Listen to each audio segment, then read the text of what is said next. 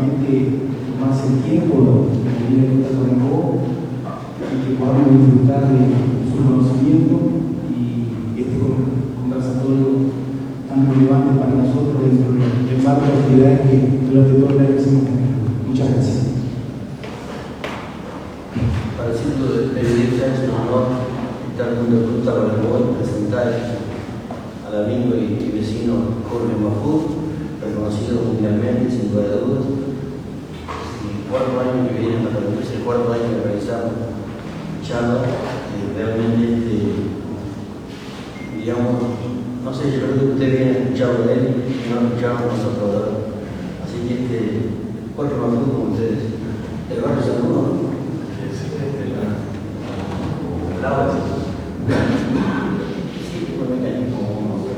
Bueno, la idea es un conversatorio down mediante un disparador, un tema que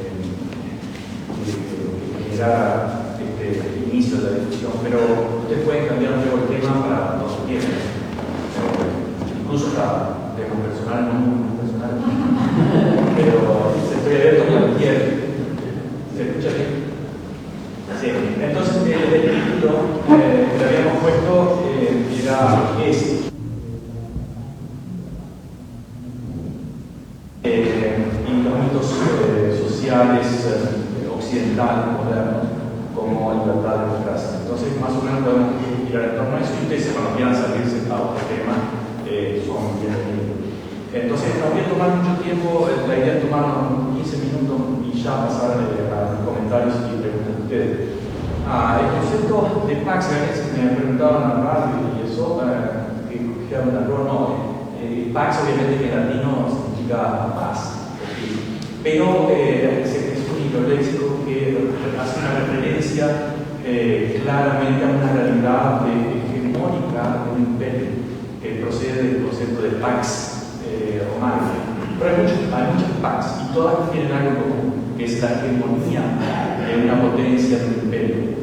Ahora, ¿por qué no decir paz americana? Porque en realidad no es una paz con justicia, en el sentido de que cuando hay un poder hegemónico no puede haber justicia. Es decir, en la época de dictadura, recuerdan que se hablaba, por ejemplo, de la paz de los cementerios, ¿verdad? Claro, el cementerio está todo en paz, pero ¿esa es la paz que queremos? No, seguramente no. Y sobre todo cuando no hay justicia. O cuando hay una parte, un grupo, un país, una cultura, una clase social, un grupo específico de género, racial, político, económico, que predomina, oprime y restringe las libertades de régimen. Eso es pero nadie puede hacer un trabajo que no temen perder, no van a afectar demasiado, es decir, una especie de somos, en ese caso, una especie de esclavos asalariados. Pero quiero hacerlo breve. Yo quisiera proponer dos puntos y hacerlo visual para simplificarlo al nombre del tiempo. Primero es el concepto de dos elementos. Un término popularizado por el profesor Allison del Kennedy Institute de Harvard University en el 2012, que es el concepto de la trampa de Tucídides. No lo inventó el fenómeno, pero sí que lo sintetizó en ese título, en ese concepto, porque Tucídides fue el primer historiador científico griego, raro, ¿no? Griego, que hace 5 siglos, básicamente el año 485 a.C., que él hace la historia de otras cosas, la guerra de Peloponeso. Y ahí está fue un conflicto entre la Atenas democrática y la Esparta no democrática. ¿Sí? Pero claro, es parte de la mitología. Recordemos que todas las democracias en realidad son aristocracias. Atenas tenía esclavos, Estados Unidos tenía esclavos, siempre se llamaba democracia. ¿Cómo es posible llamar democracia cuando tenemos esclavos? Bueno, que son mitos sociales y nada más poderoso que un mito social. Los mitos sociales a veces se instauran a través de los medios, a través de alguna secta o de algún grupo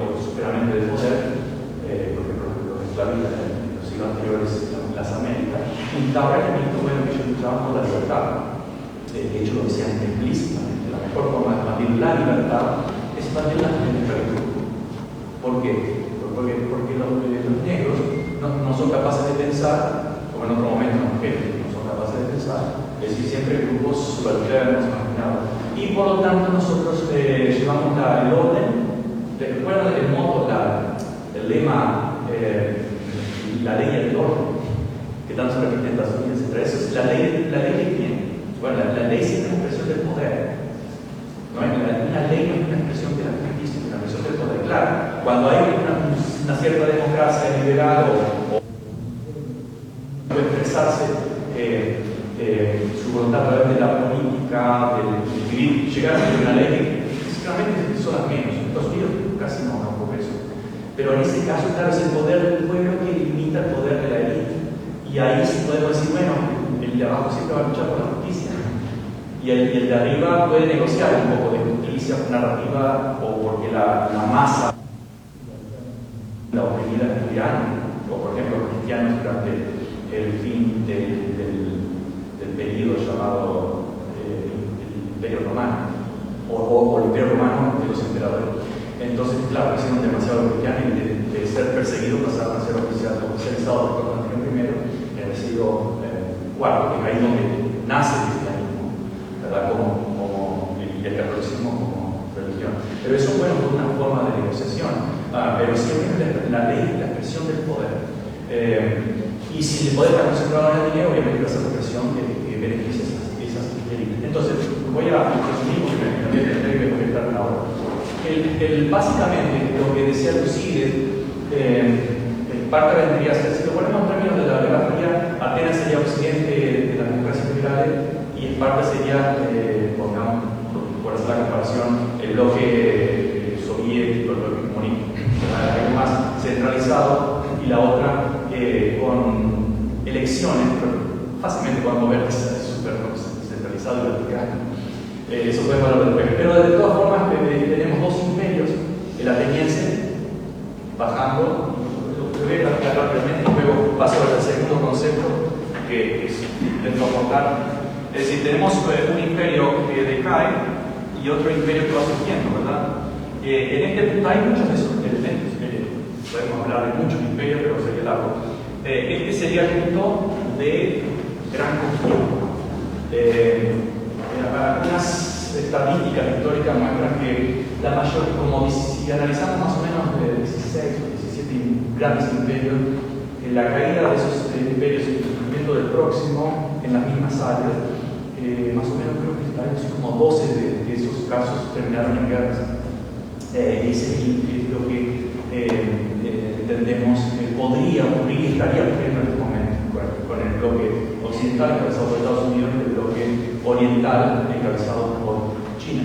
Recordemos que lo normal era que Oriente era la potencia mundial. Bueno, entonces esa es la rampa de Tucídides.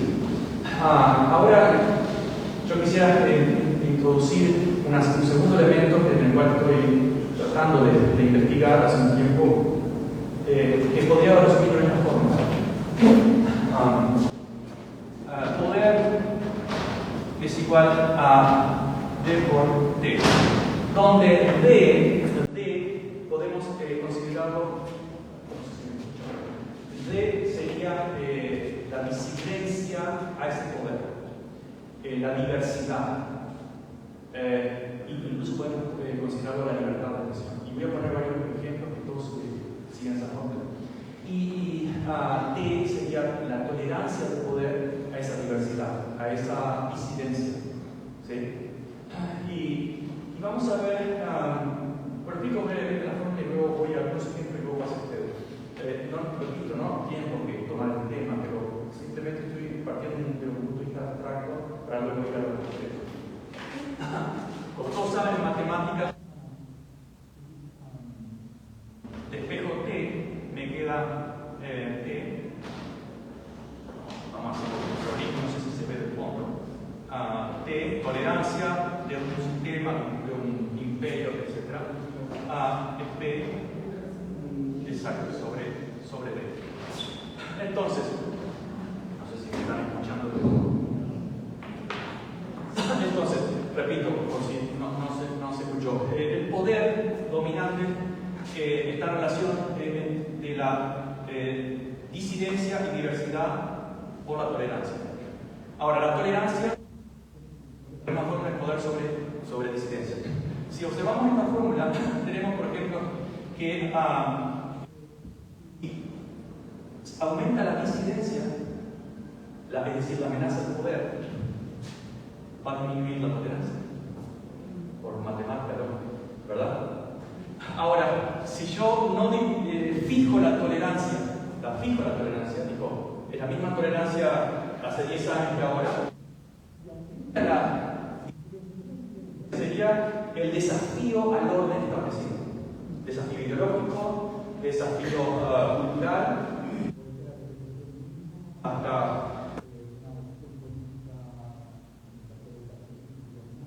poder, una opción cooperativa, lo que sea. Todo eso es tolerable, libertad de expresión es tolerable, excepto, entonces, si la tolerancia se mantiene y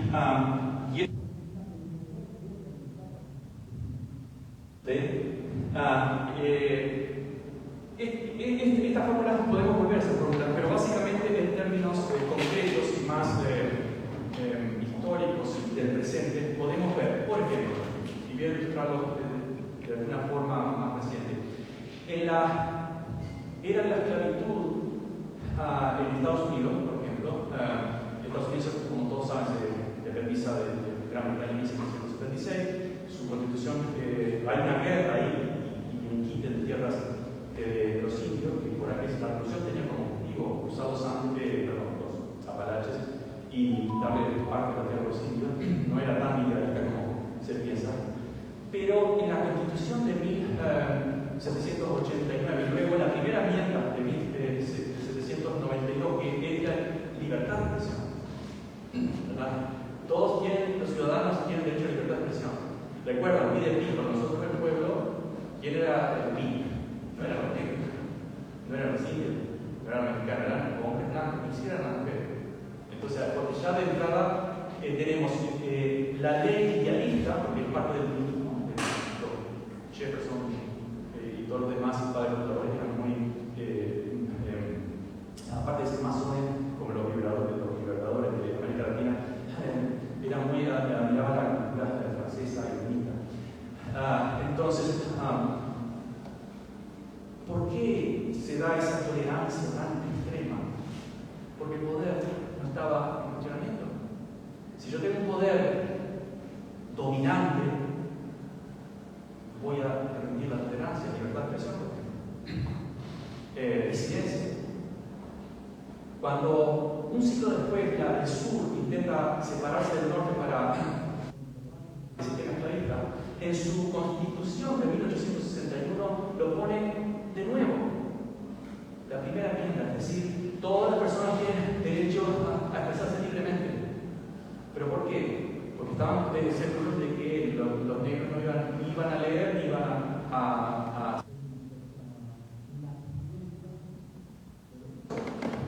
Entonces,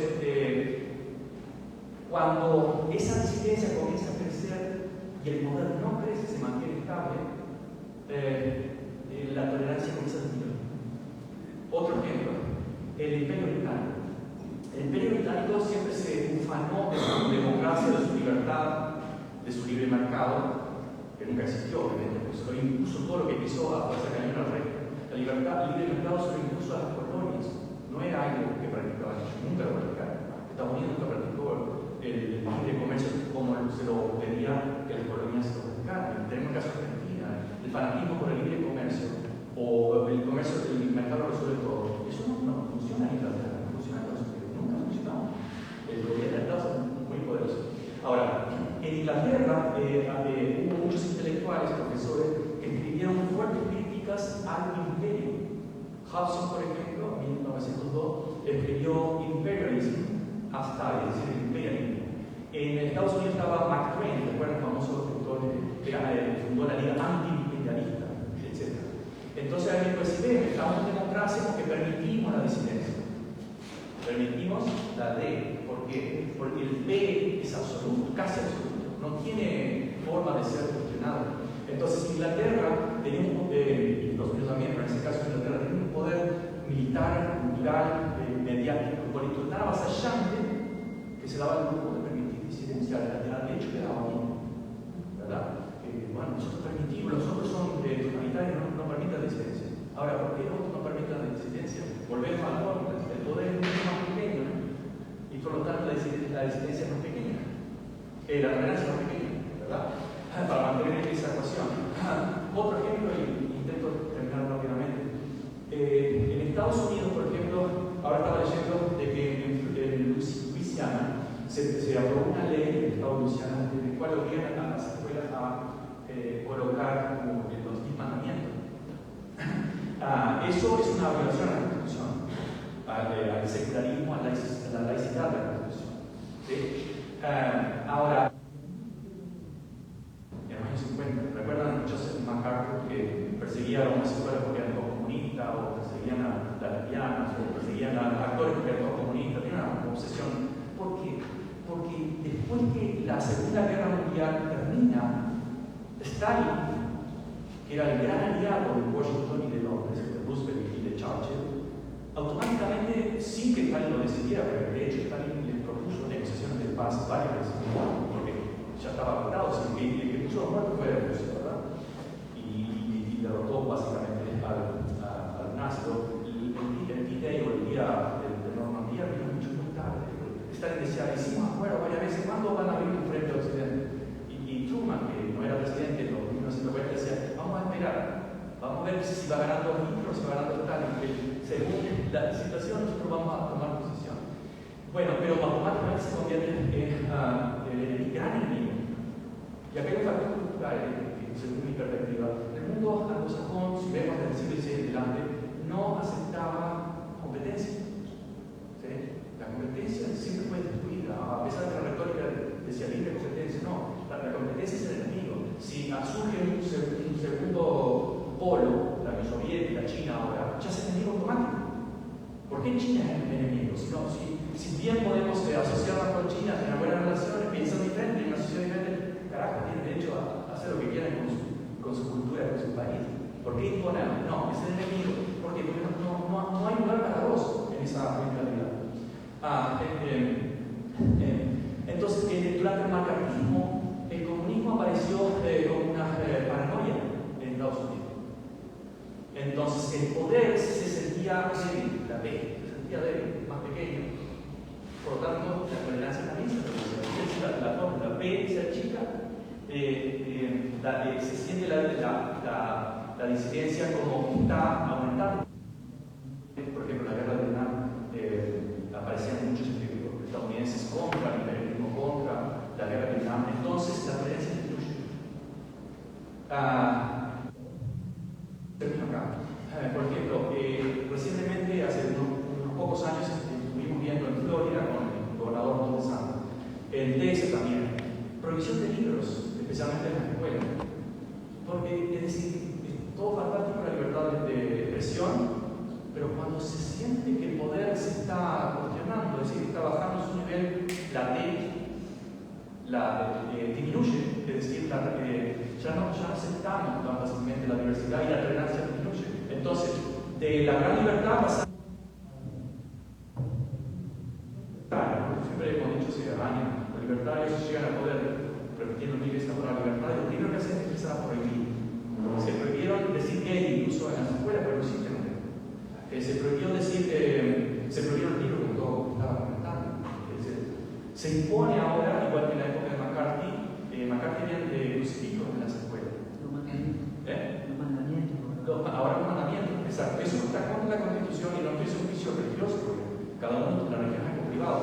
Pero en las instituciones públicas no. En un gobierno, en un Estado secular, laico, no tiene lugar. Porque hay gente que piensa, si tienen distinta religión, incluso hay ateos, siempre todos son ciudadanos con los mismos derechos. Entonces, es una muestra de una creciente intolerancia, si la tolerancia baja, porque el poder está siendo cuestionado. Ahora sí termino con lo que creo que, según esta fórmula, una previsión para el futuro. Veo que si vamos a Tucídides, si el bloque oriental, con el centro en China,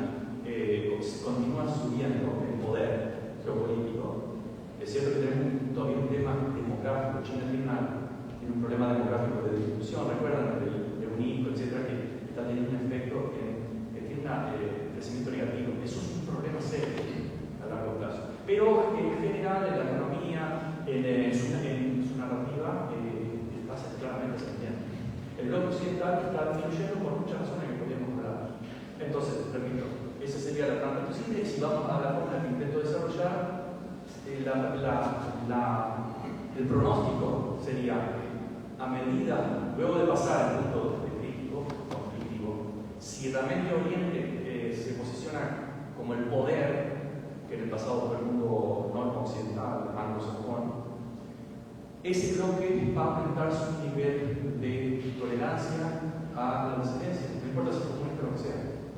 Y a la inversa, el llamado bloque occidental de democracias liberales va a tolerancia a la disidencia, porque el poder está demasiado proporcionado. No sé si entienden el concepto. Esa sería mi previsión, y creo que me extendí más de los 15 minutos.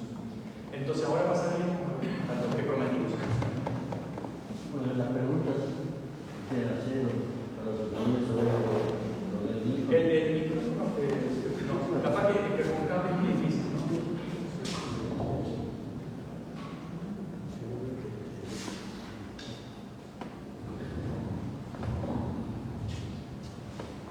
¿No sé, alguna pregunta?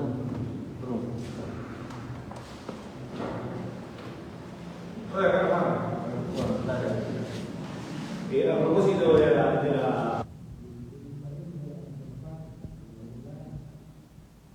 básicamente de China o por un propio debilitamiento de Estados Unidos, del sistema de Estados Unidos. Creo que las dos cosas. Recordemos que si vemos la Guerra Fría, anteriormente, pero la Guerra Fría especialmente, el bloque, que podemos decir anglosajón, también a Francia, ¿no? Etcétera, Europa, o noroccidental, el norte de Occidente. La estrategia fue siempre, y el temor fue siempre el efecto dominó. Incluso lo decían en las agencias secretas, en la política interna del gobierno. Por eso Vietnam, por ejemplo, esa masacre absurda, que incluso se usaron en el caso Orange o Naranja, todavía tiene efecto en el ADN de los vietnamitas, que fue algo terrible. Pero tenían el miedo de que cuando cae una pieza pueden caer muchas otras. Y ahí está el miedo a perder el poder absoluto. No es un poder 100%, pero cuando ese llega a determinado límite de, pongámosle, más del 50%, se transforma en absoluto. Entonces el resto es tolerancia. En el caso, por ejemplo, si vemos el caso de Cuba, que podemos hablar muchísimo de eso, o cualquier caso de las democracias latinoamericanas, durante la Guerra Fría, fueron destruidas claramente. Entonces, ¿por qué? Y volvemos a la forma que presentaba. En las democracias latinoamericanas, debido al abuso antes de la Guerra Fría, destruyeron muchísimas otras democracias y impusieron líderes psicópatas, de hecho. Trujillo en la República Dominicana, los Duvalier en Haití, Somoza en Nicaragua, eso seguirían. Eso fue la parte del patio trasero. ¿Por qué? Porque era el control, es decir, el poder no era un poder incontestable, estaba siendo cuestionado por una historia. En el caso cubano, desde el secuestro de la Revolución Cubana, los cubanos ya estaban cuestionando incluso dictaduras, ya por Washington, etc., pero en cualquier otra democracia o latinoamericana. Entonces el poder era mucho más débil y no se podía perder esa parte del... Internamente en esa ciudad, repito, había una disidencia o una opción bastante tarde con la influencia de la Unión Soviética. Pero antes de la Unión Soviética habían ciertos, por ejemplo en El Salvador, para Bruno Martí, etc., que protestaron por las terribles sistemas esclavistas, las plantaciones. Incluso muchas organizaciones estadounidenses apoyaron eso, invitaron a Bruno Martí a Nueva York, etc. La policía del FBI, antes no existía la de la CIA, se encargaba del FBI, lo persiguió, al cabo lo terminamos sacando de allá. Es decir, en esas colonias, debido a esa brutalidad del reaccionismo de la gran compañía, había una reacción y el poder político de esa colonia estaba en cuestionamiento. Entonces, lo que se debía prevenir es un ejemplo positivo. Un agente de la CIA, cubano llamado Antonio Bessiani, escribió un libro en el 2017, en su memoria, Train to Kill, entrenado para matar. Lo dijo claramente, Allende era más peligroso que Castro, porque había subido al poder por elecciones y eso era un terrible mal ejemplo. Acá este concepto del buen y mal ejemplo es crucial, porque es la disidencia que cuestiona realmente el poder.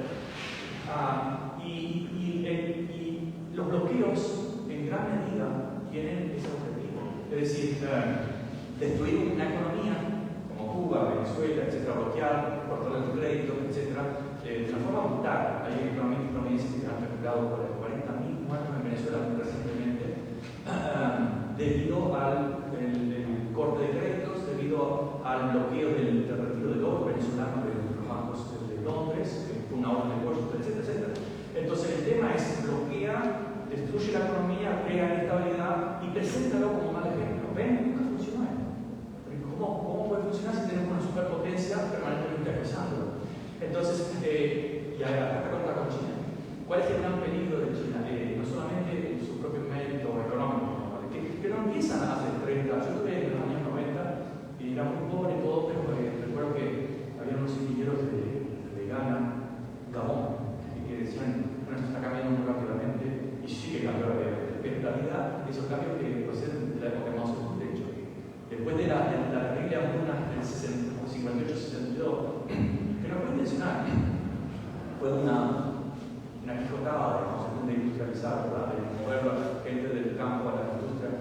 Pero luego, esa reforma provocó una extensión de la expectativa de vida de los chinos de una forma considerable, como en la Unión Soviética, que Stalin fue uno de los más exitosos en economía, no los milagros, eso no, es muy cuestionable y condenable, pero económicamente casi te duplica la expectativa de vida.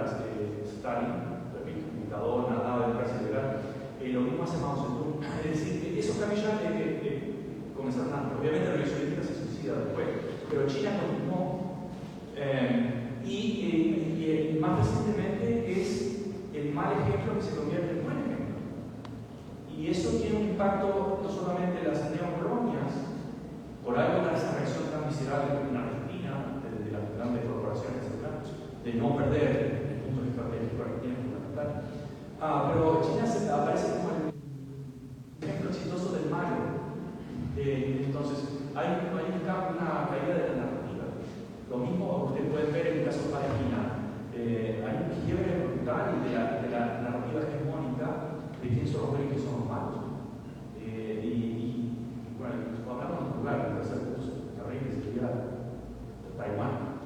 Entonces, para terminar y volver a tu pregunta, entiendo que son méritos del ascenso de China, pero eso genera un ejemplo en el resto que no conviene a Occidente. Y Occidente sigue aplicando la misma vieja fórmula de acoso de esa dictadura global en nombre de la democracia. Recuerden que los mejores imperios de la era moderna, hablando del siglo XIX, fueron democracia, no fueron dictaduras, fueron democracia. Terrible, que mataron cientos de millones de personas, aniquilaron, robaron, masacraron. Entonces, la P del poder era incontestable, absolutamente incontestable. Por eso es importante se critiquen no todo lo que quieran. Somos tan buenos y democráticos. Y en el caso, por ejemplo, de Israel, nosotros somos una democracia, obviamente que no somos una democracia, es una pantalla, pero es como decir que, como decían la claridad de Estados Unidos en el siglo XIX, nosotros somos una democracia. Tienen claro, es como para la democracia. Entonces, las dos cosas, hay un ascenso de Occidente por medios económicos, etc., son más efectivos en el sentido, aparte del democrático, de que las corporaciones, que la economía china es de mercado, pero las corporaciones no están por encima del partido comunista, que es decir, del gobierno, están por debajo. Ahí no pasa, al menos que haya el caso de producción que se paga con muerte, como el caso de China. En el caso de Occidente, las grandes megacorporaciones están por arriba del gobierno, clarísimamente. Esa es la gran diferencia. Estados Unidos es un capitalismo de Estado igual que China, pero en China el gobierno está por encima de esas corporaciones. Estados Unidos está por debajo. Es clarísimo, eso lo podemos explicar. Entonces, mérito de uno y y desmérito del otro también. Es una combinación. Ahí vemos dos aspectos que son determinantes para la consolidación de la P. El aspecto económico, básicamente, Sí. que constituye seguramente uno de los pilares más fuertes de esa P de obra. Y el otro elemento que podría ser considerado también es el elemento ideológico. El ideológico, sí, claro. Sí, el elemento ideológico es también la narrativa.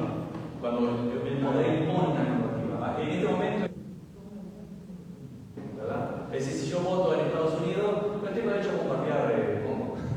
Es porque la narrativa ha impuesto eso. Tengo el poder económico, todavía, el equilibrio todavía, el dólar, etc. Pero además impusimos una narrativa que es lo bueno y lo malo. Tú le llamas el elemento ideológico. Claro, la narrativa y la ideología son bastante similares, o por lo menos comparten muchos elementos. Entonces ahí, no sé si el cálculo correcto correr el riesgo porque hoy por hoy, en el caso puntualmente de China, el poder económico que tiene en el mundo es brutal, y es el máximo. Sí, y creciendo. Exacto.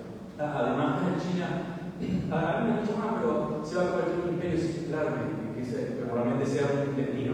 Pero veamos, Occidente se convirtió en imperio. ¿Cómo se convirtió en imperio en el siglo XVII? Con las corporaciones privadas, megacorporaciones privadas. Recuerden que la bandera de la East India Company es la bandera de Estados Unidos. No existía Estados Unidos, pero es Estados Unidos. Y eso eran corporaciones privadas y en China funcionan también las corporaciones privadas que tomaron las tierras de los indios, porque los indios tenían un sistema distinto.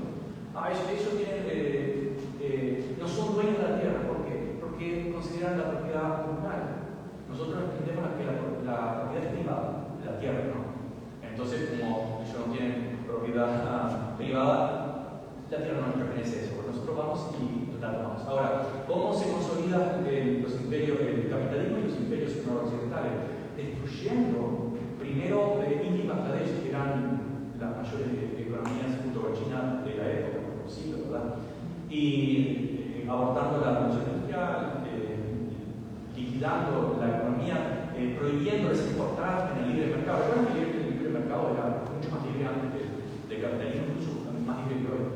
Era realmente el libre mercado por miles de años. Y luego China, en la guerra de mediados del siglo XIX, 1840-1850. La destruyeron, incluso le inocularon el opio.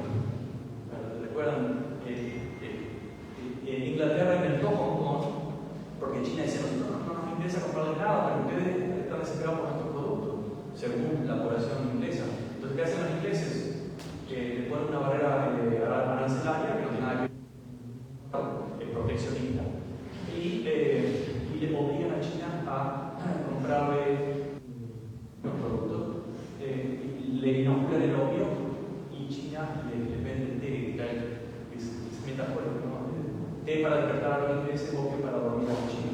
Y ahí rápidamente se destruyó China, pero cayó de ser una potencia a la nada, a la miseria absoluta. Es decir, las potencias occidentales que tienen, Occidente tiene muchas virtudes, pero las potencias imperiales ninguna. Yo no veo ninguna virtud al imperialismo.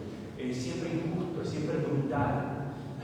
Y eso se lograron destruyendo y matando millones de personas. En África, ni que hablar. Eso no era necesitado los seres humanos. Ahora, el caso de China está por el factor económico. Es decir, por el momento es digamos, un imperialismo blando, pero yo no he visto que haya derrocado ningún gobierno en África, no he visto que haya derrocado ningún gobierno de América Latina, o en Asia.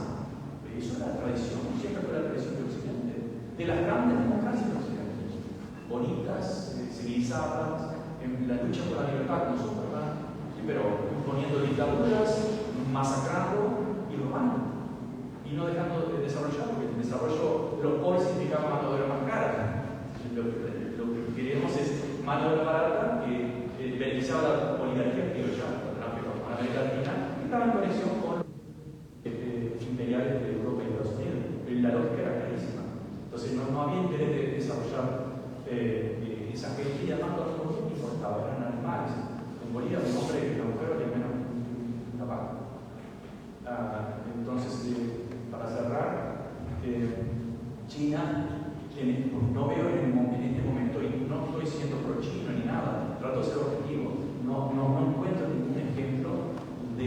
discusión de democracia o por lo menos de cambio de régimen, nada.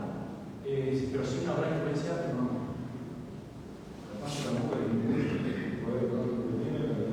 Bueno, porque la P es demasiado grande en ese aspecto, entonces no le interesa imponer una dictadura. Es decir, si la P es muy grande, la tolerancia. Cuando la P está cuestionada, la tolerancia disminuye, aumenta la tolerancia. Sí. Tú hablaste de dos centros de poder, el occidental, digamos, Estados Unidos y el otro, el oriental, China. ¿Qué papel juega Europa en este momento en todo eso? Recuerda que en la Guerra Fría se hablaba del primer mundo. El segundo mundo era el bloque soviético. Hoy en día yo diría que Europa es el segundo mundo. No tanto por su nivel de vida que todavía lo mantiene. Recordemos que Europa es eso, tiene ciudades hermosas, me encanta, a todos nos gusta la prolijidad, la ciudad. Entonces se construyó a base de sangre de las colonias, de África, etc. No olvidemos eso, son muy civilizados, pero todo eso está basado, tiene muchos millones, cientos de millones de cadáveres de trabajo. Entonces, después de la Segunda Guerra Mundial, creo que tuvo un periodo de todos los momentos de trauma histórico, lo hemos visto en las dictaduras de América Latina o en la Segunda Guerra Mundial, etc. Cada vez que hay un fuerte trauma histórico, luego que se supera ese trauma histórico, aparece un periodo de sensatez, ¿verdad? Por ejemplo, en Uruguay, en los 80, 90, bueno, podemos estar en desacuerdo, pero todos estaban de acuerdo que la dictadura no era la solución, la violencia, etc. ¿verdad? En Europa se desarrolló a pesar brutal también y territorial, podemos verlo en su historia. Pero básicamente los países europeos eran países razonables, estado de bienestar, que algunos apoyamos, otros critican, también es parte de la disidencia de pensar diferente. Pero militarmente siempre fue muy marginal y estuvo a la merced de la potencia militar estadounidense. Entonces, ¿cuál es el papel que juega? Bueno, es el segundo mundo que le dice sí por el momento a Estados Unidos, incluso contra sus propios intereses. Por ejemplo, Alemania estaba bastante bien hasta que sabotean el Nord Stream 2. Luego se supo que fueron los ucranianos cuando apoyó la sierra. Y eso es un patrón histórico, ¿no? Hasta daba gracias para que no tenía mucha lógica militar. Y ahora, motor de Europa, industrial, etc. Terriblemente, ¿no? Entonces, ¿cuál es el rol que juega Europa? Casi ¿recuerdan Chapman y Chicolita? Bueno, Europa venía a ser Chicolita. Y a pesar de su poderío económico todavía y poblacional. Europa se está armando, ¿no? Y Alemania comenzó para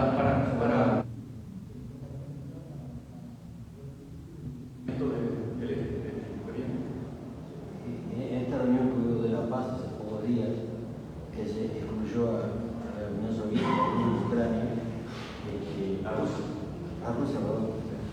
Sí, pero fue en Ucrania, ¿no? Y bueno, Suiza, no me acuerdo.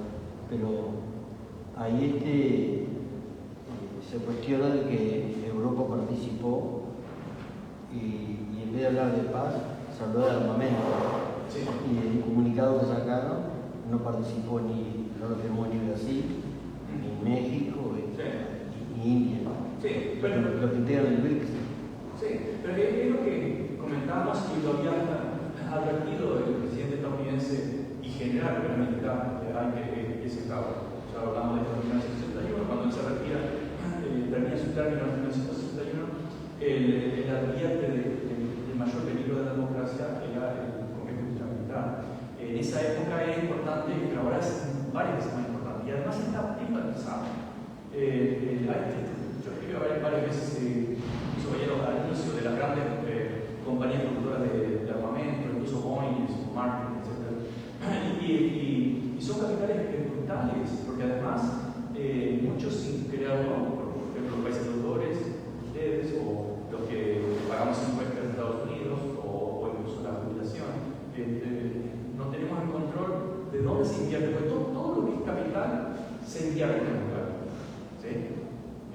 Creo que hablamos del caso del narco. Usted piensa que los narcos esconden el dinero bajo el colchón. Imposible, ni siquiera ustedes convienen poner el dinero en una caja. Bueno, en Uruguay el interés es muy bajito, pero eso es política del Estado, puede ser más alto. Pero de todas formas nunca conviene porque la inflación se lo va a comer. Y además los grandes capitales saben muy bien que si tengo $1 millón, fácilmente puedo hacer 2 o 3 invirtiendo. ¿Por qué me voy a privar de ese beneficio? Entonces, el narcotráfico obviamente que invierte no lo va a guardar ese dinero, pero el negocio de las armas es uno de los más beneficiosos en retorno. Y Europa, si bien tú decís que se está rearmando, pero Europa es uno de los grandes productores de armas. España le vende a Alemania, por ejemplo, durante el conflicto de Irán con Irak a principios de los 80, le vendió incluso armas químicas a Saddam Hussein. Saddam Hussein era el aliado de Noroccidente. Ustedes podrán ver si buscan en internet la fotografía de Donald Rumsfeld dándole la mano a Saddam Hussein, era el aliado. Y después lo acusan de tener armas de destrucción masiva, pero Saddam Hussein, después de usarla contra el mundo, aparentemente, las destruyó porque era un talón de Aquiles del régimen. No tenía armas de destrucción masiva. De hecho, lo dijimos antes de la invasión del 2003. Si tuviese, la va a usar, o que el dictador dice que cree que lo va a usar. Si la tiene, la usa. Entonces usted va a ir a la cosa que no la tiene. Y que resultó que no la tenía. Ahora Alemania se la perdió. Es decir, Alemania también, los países muy civilizados, etc., hacen un gran en el negocio de la muerte. Ahora vemos Ucrania, vemos claramente la Palestina. Eso fue el negocio brutal. Estados Unidos construyó un muelle. ¿Recuerdan el muelle flotante? Lo destruyó la sola, costó $320 millones. Yo hice un cálculo rápido y me daba que si todos los palestinos son muchísimos, solo un caso son 2.2 millones, casi como Uruguay, 2 tercios de Uruguay. Podrían comer en un restaurante de Medio Oriente durante un mes. Es decir, van a construir, invertir todo ese dinero para entrar. Incluso los congresistas conservadores de derecha, recuerdo uno en Florida, incluso esto no hay ideología, porque tanto la izquierda como la derecha en Estados Unidos, algunos están reaccionando en contra de este abuso, parte de la corrupción de un imperio hegemónico decadente, dominado por las megacorporaciones. Y para ilustrarlo, porque todos sabemos, intentaron, por ejemplo, unas mayores potencias mundiales, por lejos, económicamente, cuando el Congreso le pide una auditoría para que reporte sus gastos, siempre se le caen 6-7 millones de dólares. Si no sabemos, no podemos explicar dónde están. Por favor, con la ultra tecnología que tienen. Bueno, eso es corrupción. Pero este congresista en Florida levantó una bolsita de bulones y le dijo al general al cual estaba siendo interpelado, y le dijo: ¿usted sabe cuánto cuesta esta bolsita de bulones? Y le dijo: no tengo idea. Bueno, cuesta $90.000. Es porque hay mucha gente haciendo dinero de sobreprecio, pero no es que la bolsita costaba $1.000. Y así seguimos. Entonces es una forma de lavar dinero, tanto de lo que pagan como de toda esa masa de deuda de las colonias. Yo digo que una colonia también se puede ofender, pero bueno, es una forma de donarlo, que pagan sus deudas y todo eso. ¿Cómo llega a la hay que lavarlo? ¿Cómo se elaboró? Una de las formas más claras es la guerra. Es decir, enviamos 100 millones, que cada tanto se envían. Recientemente se envió 100 millones, en español son $100.000 millones. Recuerden que Argentina recibió 50.000 millones y fue una bestialidad. También para apoyar, obviamente, como lo que no le van a enviar ningún millón, al contrario, la bloqueamos, Venezuela la bloqueamos. Y no estoy defendiendo que este es el buen régimen modelo, no. Cada uno tiene derecho a decidir cómo, incluso con métodos diferentes. Pero el derecho concreto geopolítico es que bloqueamos a uno para presentarlo más de como Pinochet. ¿Recuerdan? Ayer le cortaron todos los créditos. Nixon dijo, voy a hacer la economía militar. Cuando cae, se da obviamente la gente empezó a sentirse mal. La economía el PIB no estaba cayendo. Pero la gente le faltaban productos, etc. Se empezó a aumentar la publicidad de los grandes medios, como el del Mercurio, etc., que eran parte de la CIA. En Uruguay también había muchos medios que trabajaban para la CIA, eso está, la misma CIA lo reconoce. Y luego cuando Pinochet toma el poder de forma violenta, apoyado también por la CIA, recibe una andanada de dinero para presentarlo como buen ejemplo, pero no solo Pinochet, Cartero Blanco en Brasil, y así se llaman todas las dictaduras. Eso para presentar el buen ejemplo. Pero actualmente, podemos mencionarlas, son las que deciden la política en el occidente, especialmente en Washington.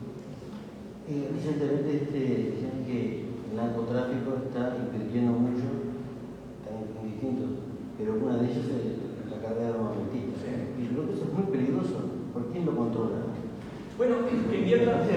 No, pero ¿quién controla que nuestros retiros, que especialmente cuando son privados? Cuando es privado, ustedes pueden controlar. Cuando es el BPS, sí. Podemos decir que son ineficientes, son corruptos, sí, pero el gobierno puede decir y demandar transparencia. Pero el privado no va a decir, muéstrame su planilla, ¿no? El privado. Entonces es una de las estrategias de la privatización, no es solamente hacer dinero, sino ocultar. Ahora, si va a invertir en mayor aquellos que tienen alto retorno, el negocio de la guerra tiene un alto retorno. No van, como repito, lo van a invertir en el narcotráfico. Ahora, ¿cuál es la diferencia en que el narcotráfico invierta en el negocio de la guerra o que capitales nuestros vayan sin nuestra autorización al negocio de la guerra? Eso fue la bandera de los muchos decían, pero son infantiles, inmaduros. No, los muchachos sabían perfectamente qué estaban haciendo. Le estaban quitando el dinero que pagan por sus estudios a su futuro, que son préstamos brutales préstamos. Y ese dinero va a dar y en este caso lo que estaban pidiendo, saquen la inversión y pasen a otra industria. La contaminante ya hubo otras protestas estudiantiles muy efectivas. Recuerdan en Vietnam, pero también contra la batalla en Sudáfrica y en marzo. Bosque, contra los contaminantes, etc. Y ahora contra los narcotraficantes invierten ahí en esta mano. Pero nosotros también estamos invirtiendo en el negocio naval. Sin nuestra autorización, obviamente, porque eso son manipulaciones privadas. Si fuera el gobierno, insisto, por más que sea el gobierno, que tanto criticamos los gobiernos sociales, etc., pero aún así hay organizaciones de ciudadanos que demandan cierta transparencia. ¿Son exitosas o no? Bueno, pero tienen ese derecho, tienen esa posibilidad, lo mismo en Uruguay o en cualquier otro país. Entonces, sí, suena feo que los narcotraficantes estén invirtiendo ahí, porque además incrementan su poder de magia, que es aún peor. Pero, repito, no son los únicos que invierten en el negocio de la muerte y el dinero igual que cualquier otro.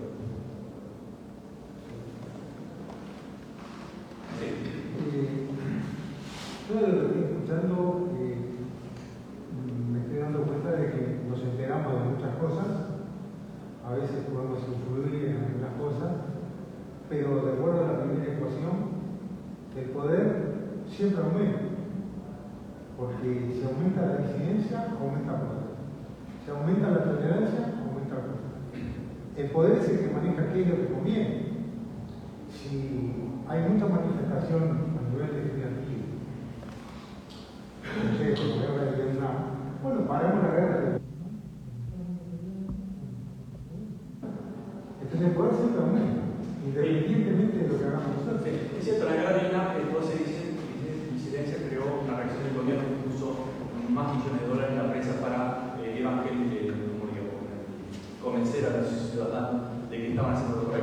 pero hay quiebres. E incluso usando las mismas formas que podemos ver. Que la disidencia aumente, va a aumentar la intolerancia o disminuir la tolerancia de una fórmula, pero puede haber quiebres. Ejemplo, son violentos. La guerra civil de Estados Unidos, finalmente hay una abolición del sistema esclavista. Eso es un progreso. Ahora, hay siempre una reacción del poder. Las compañías se convirtieron en corporaciones de la democracia que son generalmente las que dominan actualmente. El poder concentrado es el mayor peligro, tanto sea nacional y global imperial. Cuando el poder está concentrado es terrible. Ahora, hay un profesor de Berkeley que analizó la historia y mostró que todo lo que el poder tiene, como decimos, a crecer. Pero ¿no será que en esa P hay una D y una T? Bueno, y es ahí donde se quiebra. Después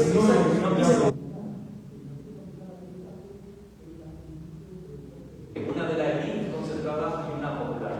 Entonces, eso se complica un poco más. Parece que de este lado no es. Sí. Pero eso no quiere. Repito, recuerda. Sí, pero es dentro del poder. Sí. Lo de afuera. Tener una expresión de poder, pero sigue siendo disidencia cuando no alcanza a cambiar. Me parece que es a nivel de la corporación, porque hay disidencia a nivel de la corporación o hay tolerancia hacia la corporación. El resto No nos está bien. alteramos. Claro. Parece que influimos, pero. Pero insisto, cuando hay un quiebre, hay como una reconfiguración del tablero. Y esos quiebres suelen ser violentos, como te decía el profesor de Berkeley, decía, esos quiebres son o grandes pestes masivas, gran igualador, o grandes revoluciones, o grandes guerras, etc. Cuando los poderosos no negocian con el resto. Eso ocurrió, por ejemplo, en Europa durante a principios del siglo XX. No ocurrió el fenómeno de los índices que hablábamos. Gran Bretaña venía bajando, Europa venía bajando un poco y Estados Unidos venía subiendo. No hubo un conflicto masivo, bueno, porque se distrajo con los nazis en Alemania. Pero al mismo tiempo los europeos menguaron esa conflictividad creando el estado de bienestar, que acá en Uruguay fue bandera en América Latina. Jubilaciones, varios derechos, incluso antes que en Estados Unidos. Entonces, cuando a veces el poder negocia bien y cede el terreno, evita el conflicto. Pero ¿qué pasa? En el caso de las grandes corporaciones, es como el cambio climático, no puedes esperar que consideren lo que llaman en economía las externalidades, ¿verdad? La externalidad es cuando vos y yo hacemos un negocio, nos beneficia a los dos, fantástico, según Adam Smith, según la sociedad se beneficia. No, porque no consideramos la externalidad. Por ejemplo, hacemos un negocio para ir con prosperidad. Sí, pero destruimos la Amazonas, destruimos perdemos mucho hasta nuestros propios negocios en algunos casos. Es decir, no consideramos que la mentalidad del negocio debe ser a corto, mediano plazo, no a largo plazo.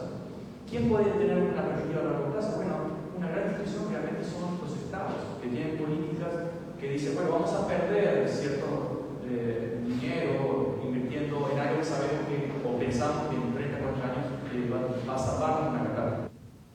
La crisis ecológica fue creada por el sistema consumista capitalista, y el sistema capitalista, según esa lógica de beneficios, primero, no tiene solución. Entonces, ¿cuál sería la y no nos va a gustar a ninguno de nosotros, porque eso significa conflictos sociales, etc. Pero si las clases de las grandes corporaciones que manejan tanto dinero como toda la economía de Estados Unidos, BlackRock, Vanguard,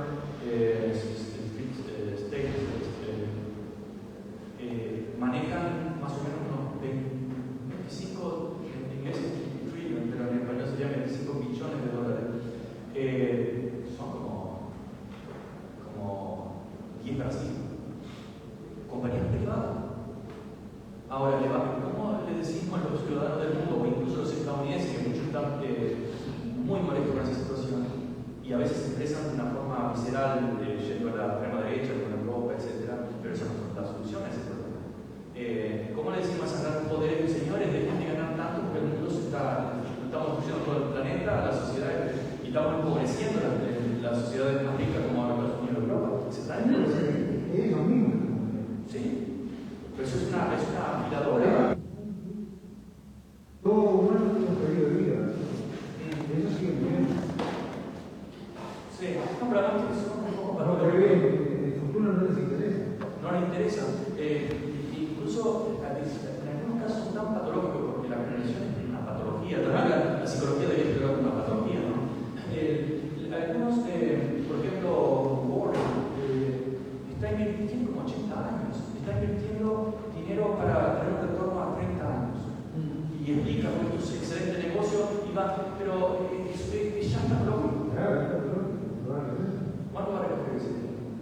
Aparte de destruir el resto, es muy irracional. Otro ejemplo típico, por ejemplo, si uno va a un supermercado, incluso acá en Estados Unidos, ¿cómo es posible que tengamos 20 marcas diferentes de agua y 10 de ellas sean de Italia, otras de Nueva Zelanda, etc.? Porque eso genera dinero para el que la produce, pero está contaminando el mundo no solamente con el tráfico, sino con el transporte.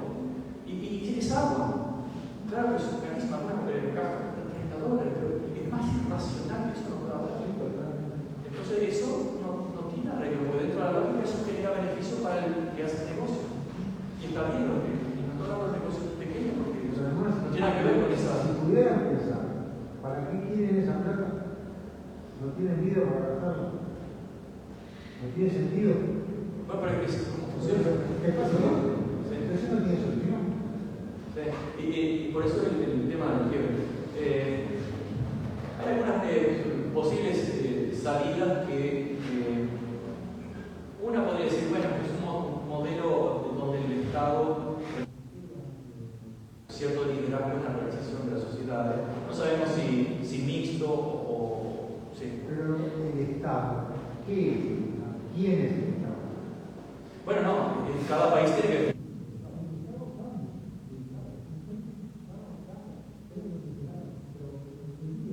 Exacto. Por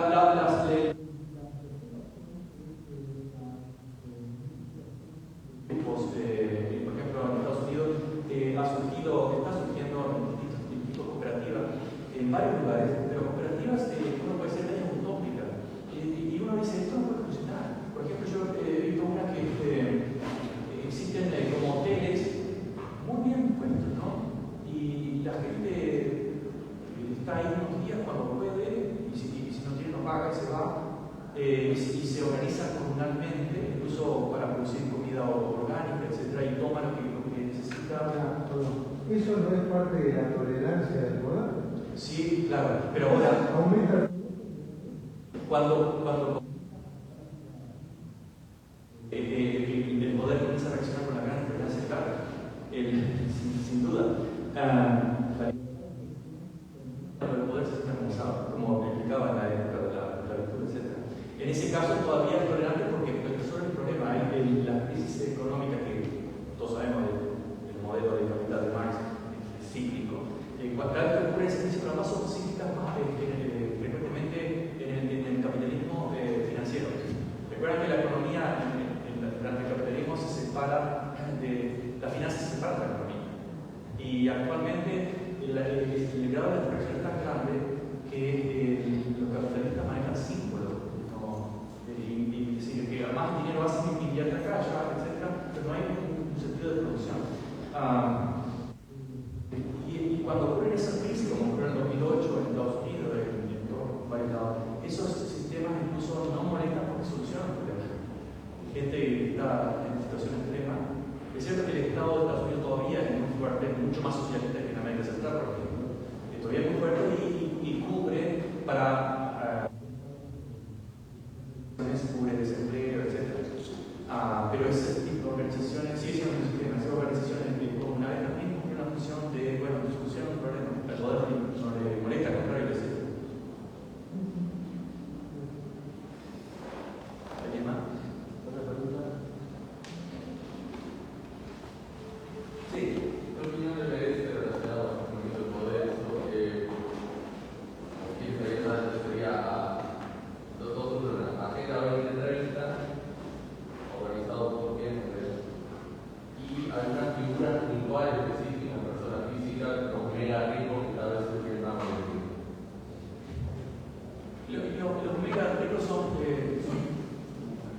que realmente son grandes corporaciones, son perfectas dictaduras, ¿no? Se organizan como perfectas dictaduras. El bloque capitalista se parece mucho al sistema feudal, ¿verdad? Y el bloque comunista se parece más al sistema monárquico. Pero son en el modelo de esos subparejos que vos decís, son modelos perfectamente dictatoriales.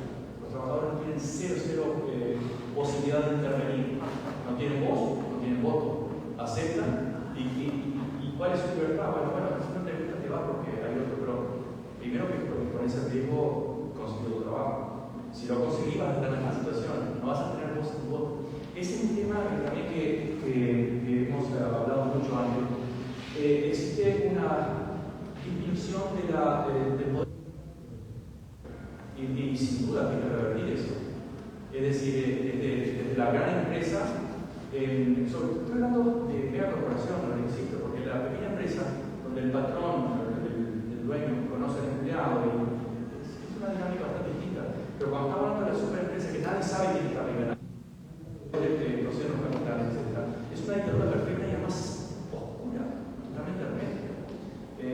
Y están los directorios que incluso los accionistas de las grandes empresas más transparentes, se llaman públicas, no son de gobierno, son privadas, son transparentes de comillas porque están en Wall Street, cotizan Wall Street. Las otras son privadas, son totalmente opacas y secretas. Pero aún así los accionistas, que son muchísimos, pueden ser muchísimos, no tienen poder de decisión sobre las políticas de la empresa. Son tecnócratas, que son elegidos como CEOs. Y ellos básicamente ni siquiera tienen acciones a veces en la propia empresa. Entonces es una pirámide ultra dictatorial. Es ese modelo perfecto de dictadura. Eso creo que, yo no sé, yo no quisiera pensar en un quiebre violento, a nadie me gustaría. Pero la opción sería un cambio gradual de una gran democratización. En este momento no hay, los países llamados democráticos no son democráticos, son dictatoriales. Pero la gente vota, es la única diferencia. Bueno, en China también votan, pero excluyen los partidos liberales, ¿no? En Estados Unidos también votan, pero excluyen el Partido Comunista. Si no por ley, por la práctica, es decir, imposible que llegue alguien que no sea demócrata o republicano, porque son ellos financiados por la corporación. ¿Qué tiene democrático? Es nada. Es una dictadura llamada democracia. Y a nivel mundial nada, pero incluso internamente. Es necesaria una profunda democratización. Ahora, ¿cuándo podría ocurrir? Podría ocurrir cuando la está ocurriendo en cierta medida. Por ejemplo, la mayoría de la juventud estadounidense está reaccionando contra esa situación. En el país que todavía es el más rico del mundo, muchos tienen serios problemas económicos. Seguro salud, educación, endeudados, y por ahí tenemos tanto 100.000 muertos por drogas, problemas nucleares. Estamos teniendo problemas que antes se consideraban problemas de tercer mundo. En un país que todavía inventa el dólar de la nada, así, mágicamente, porque todavía tiene el dólar. Entonces, tiene que haber una fuerte democratización a través de una concientización, a través de la necesidad. Puede ser a través de un fracaso terrible bélico en Taiwán, eso lo decíamos hace 20 años, todavía no Mare del Sur sea ese punto de quiebre, todavía no lo sabemos, pero sí que Estados Unidos necesita una fuerte democratización y dejar de ser la policía del mundo. Eso nos daría muy bien a todos los ciudadanos de ese país. Pero sin embargo, ha habido y está fuertemente empujada por la derecha. Y tenemos en Italia, tenemos en París. Sí, porque la ultraderecha, según la pandemia, incluso, ¿te recuerdas cuando Benito Mussolini haciendo el poder en los años 20, hace un siglo? Y Hitler, ¿por qué hacían el poder? Había una fuerte frustración económica y social. En el caso de Hitler, la derrota y el de acuerdo de paz después de la Primera Guerra Mundial. Una inflación desastrosa. Italia también. Entonces, el fascismo acude al pasado. O los progresistas siempre bueno, ahí viene lo del progresista, ¿no? El pensamiento anterior decía, no, el futuro siempre va a ser peor, porque nos vamos corrompiendo, pero eso es siglos atrás. El fascismo, en lugar de ver el futuro como esperanza, vuelve a mirar al pasado. Fuimos al Imperio Romano. En Estados Unidos, Trump, Make America Great Again. Es decir, pero bueno, pero en ese momento había discriminación, violencia racial, etc. Es decir, volver al pasado donde está, volver al pasado, al pasado, lo moderno, el arte moderno. Volver al pasado es la mentalidad fascista porque se siente cómoda con algo, con unas lógicas, con algo sólido. Es muy visceral, ¿no? Entonces, si vemos Europa, y esto lo repito muchas veces, esa reacción es la conciencia de que ya no somos la policía del mundo, que ya no dictamos a nuestros ojos que gobiernan en Indonesia, en África o en América Latina. Ya no está fácil. Entonces, ese sentimiento de frustración, cómo se canaliza con alguien como Milei o con alguien como Meloni, etcétera, que promete soluciones, como lo hacía Mussolini o Hitler. El discurso de Hitler era, como diría en Estados Unidos, muy sexy, muy atractivo. De hecho, la mayoría de los grandes empresarios estadounidenses eran pronazis, Hitler, etcétera.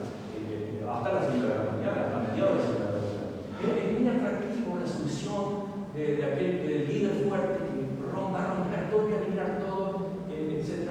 Porque es una expresión de frustración. Entonces, tengo un problema en mi casa porque tengo cucarachas. Pero me quedo en casa. Y eso es más o menos. Ahora, ¿qué pasa del otro lado, a la izquierda? La izquierda perdió totalmente la ética. No tiene una propuesta esto es nuestra propuesta, no, es políticamente correcto, no vamos a ofender a aquel, no vamos a ofender a aquel otro, queda mal. ¿Y cuáles son las propuestas de la izquierda? Bueno, algo muy tibio, algo muy modesto. Y la juventud, especialmente la juventud, no ve eso atractivo, incluso la gente mayor en Estados Unidos. Pero, repito, el caso de la juventud estadounidense es la oferta de la Argentina. La cultura estadounidense, la mayoría se está volcando fuertemente a la izquierda, mientras que la Argentina a la derecha. Es una situación complicada. No, yo creo que decir de alguna forma de pensar en volver al pasado tranquiliza a todo el mundo porque eso implica que si yo vuelvo al pasado, llego al presente. Necesariamente. O sea, el pasado implica por lo menos. Si miro hacia el futuro no sé lo que hay, pero el pasado es conocido. Y si el pasado es conocido, si yo repito el pasado, llego por lo menos hasta donde estoy. Sí, pero no deja de ser irracional si consideramos que ese pasado estaba lleno de brutalidad. Sí, pero llego a donde estoy que no hay. Esa brutalidad no hay. Entonces, si repito el pasado, de alguna forma, llego a una instancia en la cual estoy cómodo. Aunque ahora esté incómodo, voy a estar más cómodo que en el pasado. Sí. Nadie puede volver al pasado. Sí, el pasado, como decían los antiguos griegos y los quechua, el pasado hacia adelante, porque el futuro es la incógnita viene adelante. Eso es distinto. El ejemplo más claro es la astronomía. Nos admiramos con el pasado. Y quedamos chochos. Y bueno, si usamos en política, la barra. Y especialmente cuando hay una población frustrada. Sí. Tenía dos preguntitas. Fuerte con Nacho de Martín. Tenía dos preguntitas. Sí. Una más bien local. Con respecto al hidrógeno verde que acaba de firmar Uruguay un tratado con Alemania para el tema del hidrógeno verde. Esta sería la más local y la más global. Digo, sí, se puede decir que estamos asistiendo al fin del capitalismo. Esas serían las dos preguntas. Sí. Voy a empezar por hacer, bueno, hidrógeno, claro, no es un problema, el hidrógeno es compostable. Por eso lo mezclan con otros productos, particulares, etc. Es un problema. Ahora, sí que es necesario seguir invirtiendo en investigación para energía verde. En este momento no son tan efectivas. Recién hace como un mes leí un estudio que concluía en Estados Unidos que los autos eléctricos contaminan un 70% de los autos a combustible. Está bien, pero todavía me parece que están muy lejos. Y además habría que cubrirlo con el petróleo, pero nada más que con el litio, donde existe, porque hay problemas de gestión política. Entonces sí que hay que invertir mucho más. Aunque cuando se hizo la convención Summit, convención del clima en Copenhague del año 2009, yo lo mencionaba antes, pero la revista de la ONU me dio un articulito muy breve. Y después una de las frases, luego se repitió en un libro citado por otros autores, me parece que la solución está en reducir el consumo. Es decir, podemos mejorar la tecnología fantástica. Piensa que cuando uno tiene una tarjeta de crédito y si gastas más, no es un engaño, sino la forma de ahorrar es no, pero te atrapa de esa forma. El consumo, tenemos que repensar por qué consumimos tanto y hay cosas que tal vez no podríamos evitar. No podemos evitar. Bueno, tenemos un poco que no, pero vivir y contaminar, ¿no? Pero podemos reducir eso, y más pensando que en los años 50 la población mundial va a comenzar a decaer.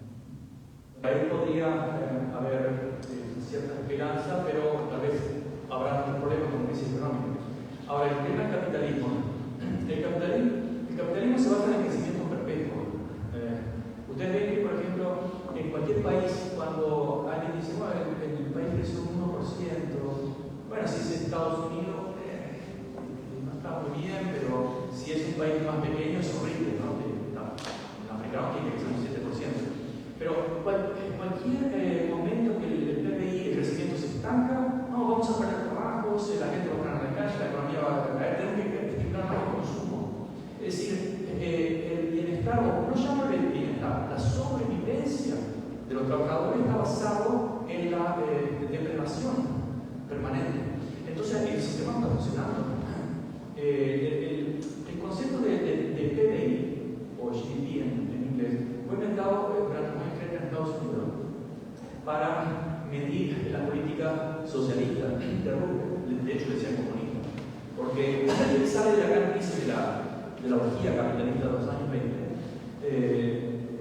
con políticas sociales, es decir, el New Deal, el nuevo trato, facilidades para los sindicatos, derechos de huelga, el Social Security, que es la seguridad social, una serie de políticas que los empresarios estaban apoyando, ¿no? Decían comunistas, incluso una campaña anti, porque era gay comunista. Y entonces este economista creó ese concepto de medir el PBI, pero en los años, unas décadas después, en los años 60, lo dijo, muchachos, vamos por el mal camino. ¿Cómo es posible que todo se reduzca a medir el PBI? La sociedad agregó que hizo. Y alguien agregó una frase muy gráfica que dice: si alguien cree que la economía del mundo puede crecer indefinidamente basada en medios limitados, hay dos opciones: o es un loco o es un economista. Y entonces realmente la economía está tratando de resolver de que nadie quiere perder su trabajo, pero está basado en el imposible. Eso es la realidad de un crecimiento económico, que no es desarrollo. El crecimiento económico no es necesariamente desarrollo. Y tal vez desarrollo significaría reducir el crecimiento. Y ahora, después de. Porque en el 2009, la revista del UN Meteorológico de la ONU, recibió un montón de amenazas, de insultos, pero ustedes, los profesores estadounidenses, que han sido pagados para propagar información contra las petroleras. Las petroleras que le ponían $100.000 en una página del New York Times, yo no recibí un centavo de ese artículo. Pero esa ahora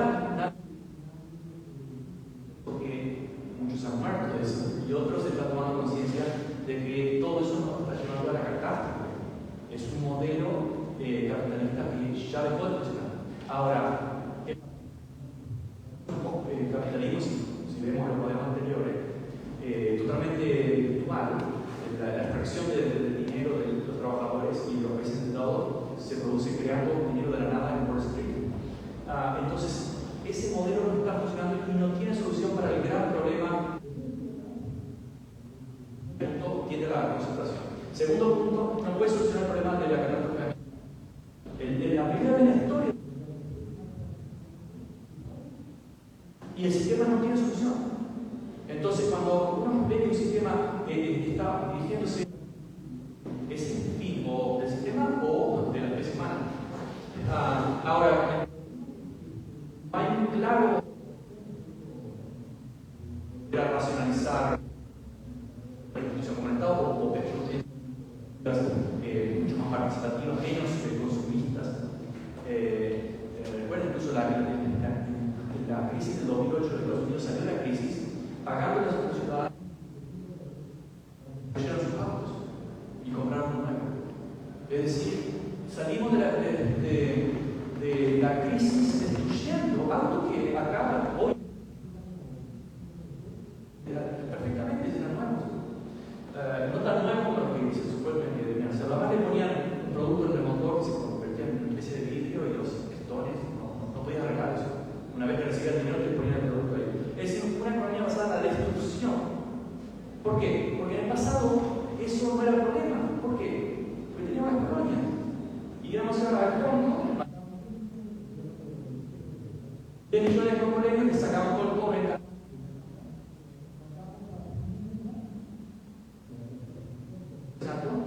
Poníamos un dictador, Mobutu, y seguíamos dominando y cayendo, entonces estamos todos felices. ¿Quiénes son todos? El resto vivíamos en dictadura y masacres terribles. Ahora, como eso ya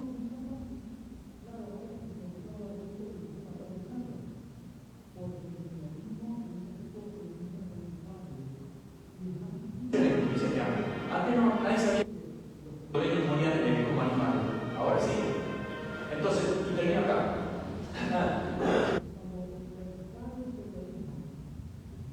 Capitalismo. Ese proceso es muy chido. Incluso hoy tenemos bolsones feudales en América. Pero el capitalismo tiene ya 400 años. Entonces, el reemplazo de un superciclo, hay muchos ciclos del tipo, como decía Marx, pero también es superciclo. Ahora, ese superciclo lleva siglos y todavía no está produciéndose ahora, por eso hablo del postcapitalismo, pero no tenemos ese nuevo, y sí termino ahora. El nombre capitalismo no fue teorizado por Locke, ni siquiera por Locke, pero fue teorizado después, siglos después de que el fenómeno se tocó en Inglaterra, de hecho, en la campaña inglesa. Sí. Para tomar un punto que fuerte porque no escucho. para tomar un aspecto que al pasar de algún tipo me parece correcto, claro, de la situación. Preguntabas qué salida del gobierno, qué hacía la izquierda. Y eso yo creo que es lo que debe preocupar a toda la humanidad progresista. Y por esa asociación de ideas, me parece que se ha perdido un poco. La izquierda, después de los 90, sabemos, pagó tributo porque fueron por todo. Entonces, aparecieron incluso hasta oscuras. Las cosas que me parece que la izquierda perdió es el contacto con la ciencia. Y cito solo un ejemplo porque ocurrió acá en el país. Los primeros años de los 2000 y algo,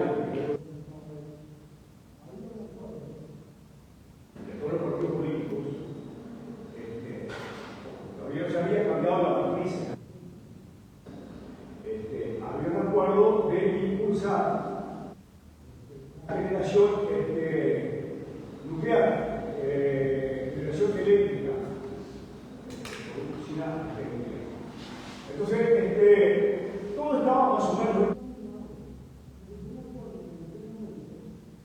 Había una ONG, que no sé si existe, pero se llamaba Greenpeace.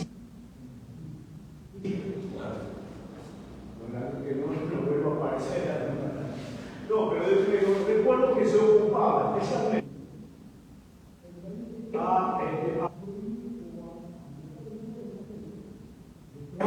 envenenamos todo. Entonces, creo que era de origen francés. Bueno, internacional, Pero tenía su base en Francia.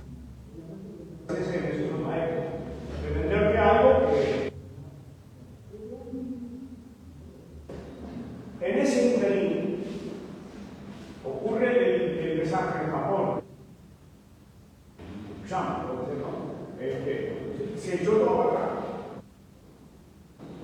Obviamente que no sé si ha muerto alguien de esa central, porque además Japón tiene casi 60 reactores por ahí. Y no sé si murió alguien,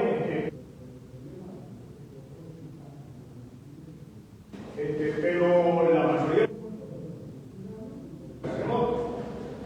Pero acá en el lugar se tiró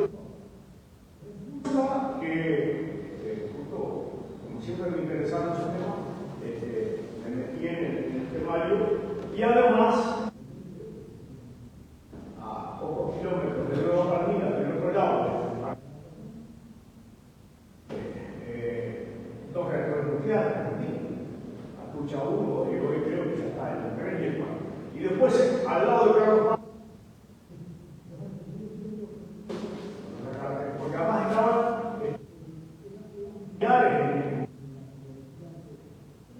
con agua pesada, un tipo de tecnología. Además, a él venía de Corea del Sur. Entonces, Brasil también, en Alcalá de Reyes, es un reactor. Entonces, acá fue todo una.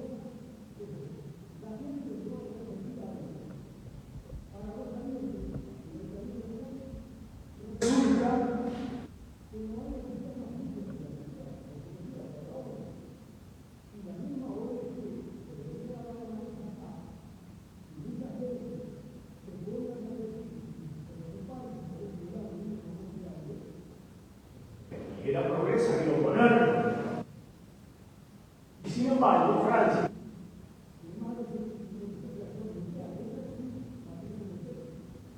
y se la vende a los italianos.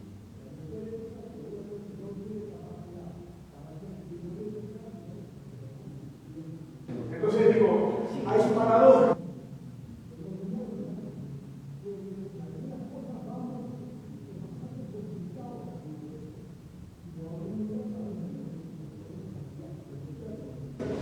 Dos comentarios nada más muy puntuales.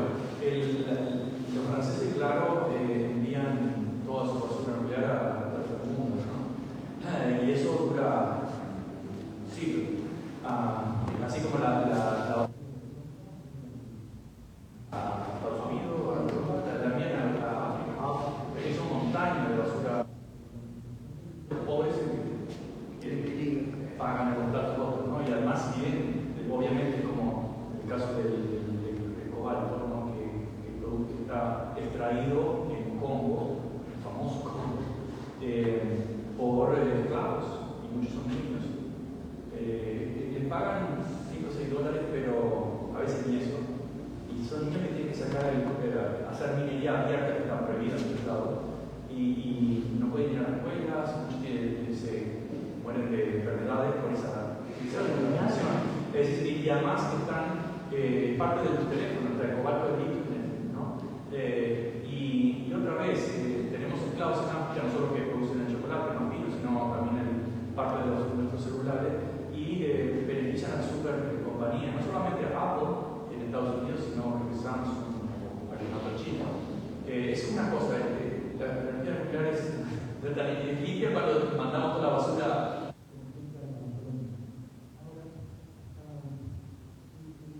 Que la izquierda perdió contacto con la tecnología, depende del país, ¿no?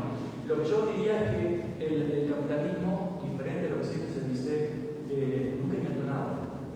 Tecnología instalada. No ya estoy hablando de antes del capitalismo, sino los inventos más temáticos, como el algoritmo, el mundo islámico, etc. La álgebra, la matemática, la medicina, el sistema social. Eso fue antes del capitalista, pero durante el sistema capitalista, todos los inventores fueron del taller o de la universidad, o profesores o inventores independientes del taller, que no estaban motivados por la capitalista, los secuestraron, porque tenían dinero. Entonces, eso de la relación de los inventos con la izquierda o la derecha, izquierda y derecha es más específico de los países, pero globalmente yo diría que lo opuesto que se dice de que el capitalismo es el actor de nuestra prosperidad no es imposible de probarlo. Lo que sí podemos probar es que todos los grandes inventores no eran capitalistas. Y aparte del Estado, ¿no? Grandes cantidades como Estado, los gobiernos, ejemplo, Tesla. Sí, bueno, es un saqueo de los más, de Twitter, etc. Pero digo Tesla por el tema de la energía eléctrica. Sí, ya sería hace un ciclo. Y no tenemos más. Exacto. Después de el caos y todo lo demás. Ni siquiera inventó la amarillo. Y se negó a la corriente.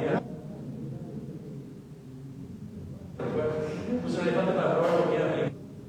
En nuestro mundo hoy sin corriente alterna sería imposible. Y eso es algo que decía. Sí. No, le quería consultar sobre el tema de la libertad.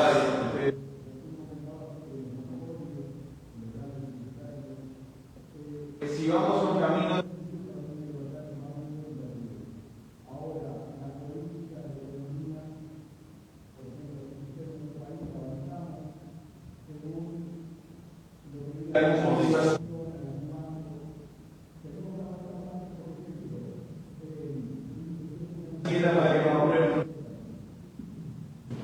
si vamos así por ese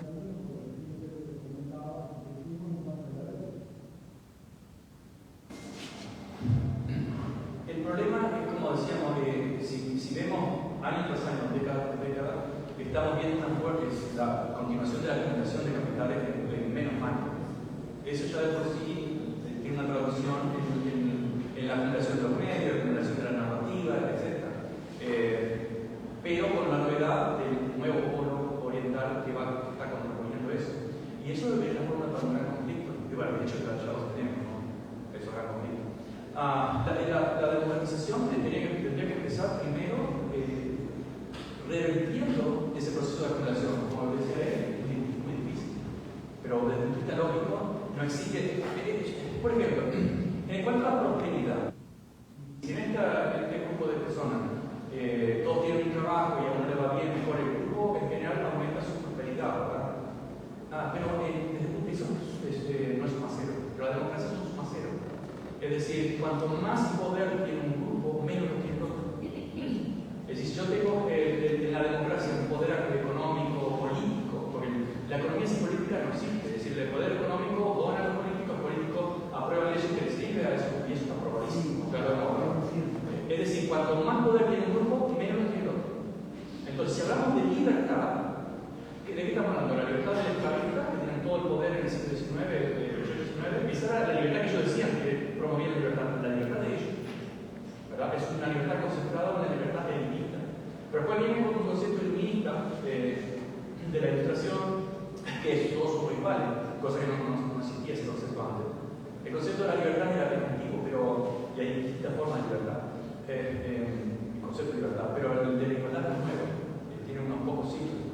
Ahora, si estamos de acuerdo que todos los seres humanos tienen el mismo derecho a la vida, también podemos estar de acuerdo que todos los seres humanos tienen derecho a menos potencia de una cuota de libertad.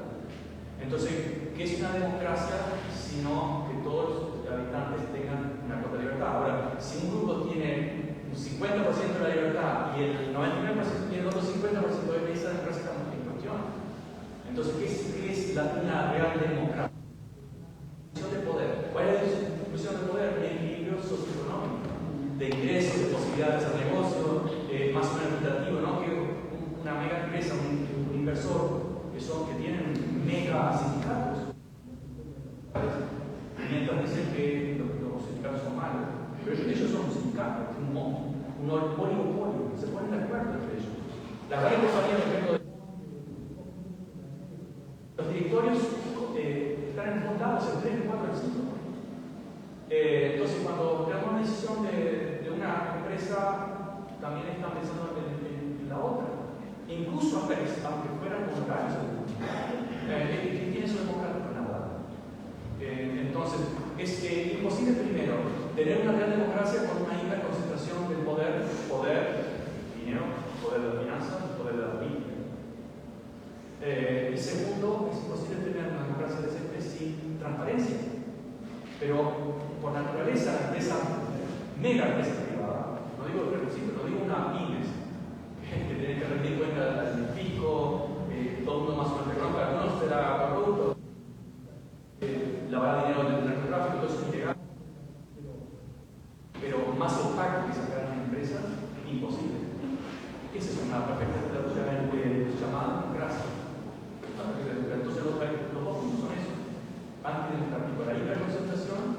y la opacidad, la falta de sus negocios y de sus finanzas ante el pueblo. Si es que realmente estamos en favor de la democracia, no en una retórica nada más. Ese es muy bueno lo francés, igualdad, humanidad, libertad, eso es francés. Sería el ideal, ¿no? No, no son franceses, el resto no importa nada.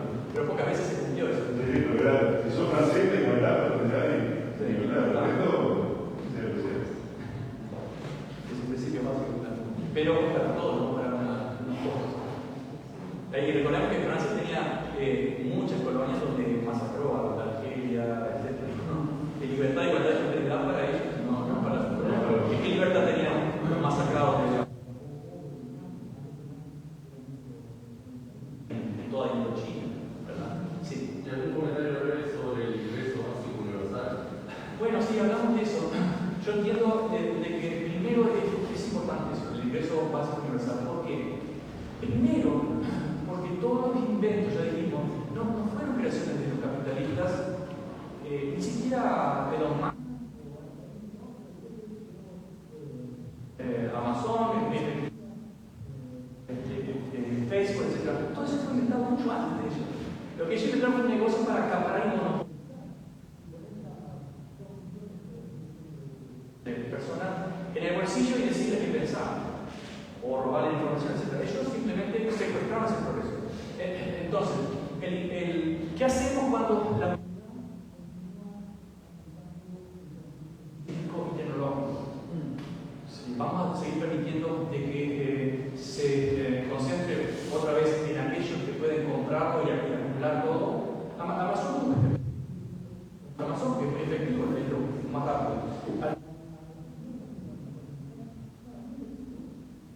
Amazon tiene el dinero para comprar cada vez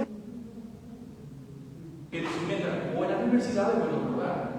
Y luego ese Jeff Bezos, el de género, no inventó nada, absolutamente. Lo que inventó fue la forma de secuestrarse por eso. Ahora, por ejemplo, tenemos la robótica,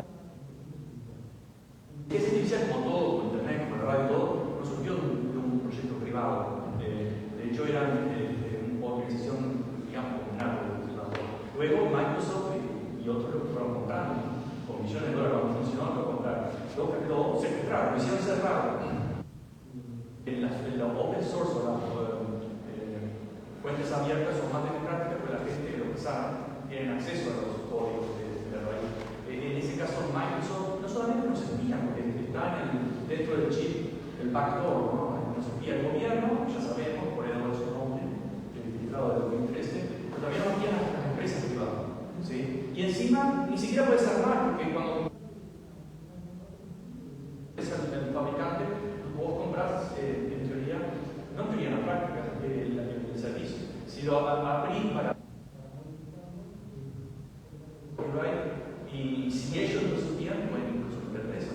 Entonces, todo eso son robos. Ahora, ¿qué hacemos con todo ese progreso de la humanidad? Tiene que volver a la humanidad. ¿Cómo? Con el salario universal. ¿Cuál es la ventaja del salario universal? Primero, muchos me dicen, no, la gente dice, no va a dejar de trabajar. No va a dejar de trabajar. Va a trabajar en cosas que le interesan y por lo tanto, ponele actualmente una persona tiene trabajo, está 6 meses, 1 año sin trabajo. Y cuando consigue un trabajo, realmente un trabajo no es productivo, porque la mayor parte del trabajo no son productivos. El fútbol, por ejemplo, 9 millones de dólares, no solo los jugadores, toda la estructura. Mucha gente vive de eso. ¿Es productivo? No es productivo, pero el fútbol no es la única industria, hay muchísimas otras de turismo, etc., que no son directamente productivos. Y no digo que desaparezcan para nada, estoy diciendo que simplemente trabajar no es producir. Y encima, si vas a producir algo contaminante, mejor no lo hagas. Quédate en tu casa y recibes salario universal. Pero además tiene otra. La mega empresa. El trabajador, al ser un dependiente y muchas veces endeudado, es un esclavo salariado, no puede criticar al patrón, al jefe, no puede organizar incluso hasta los gremios en Amazon, etc., que encuentran extorsiones fuertes de resistencia. Los han amenazado, se creen que les tocaron pelear.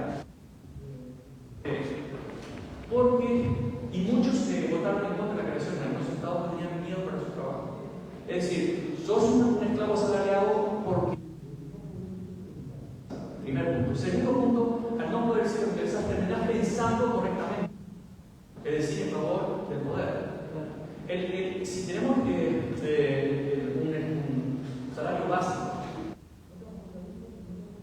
mañana, ni supongamos que sos un perfecto vago, no te vas a morir, claro, vago también. La producción del mundo en tecnología da y sobra,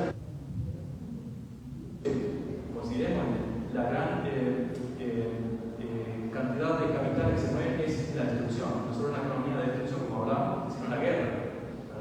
Y eso, el salario universal bajaría los conflictos, pero al mismo tiempo haría más democrático, verdaderamente democrático, porque el empleado tendría más.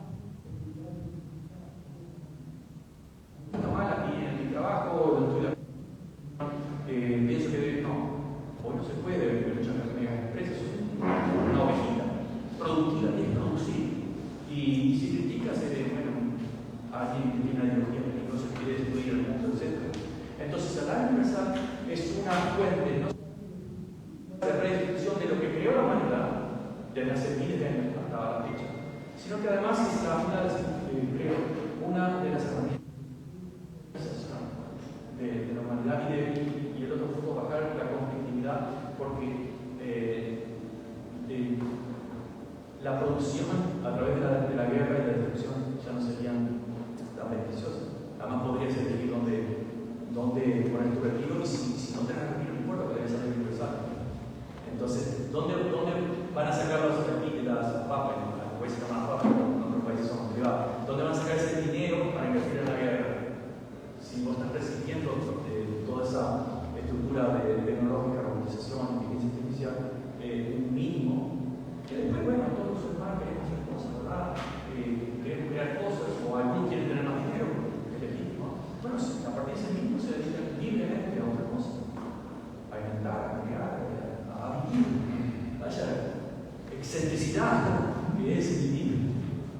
Entonces, sí, 100% lo he dicho, creo que acá mismo el año pasado y el año anterior en otros lugares, el salario universal es fundamental. No es, como se dice, una fórmula para aumentar los pagos.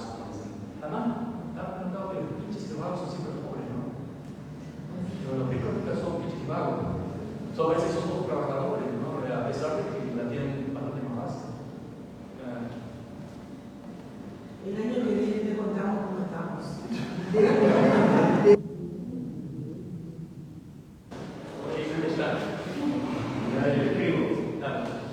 No sé si es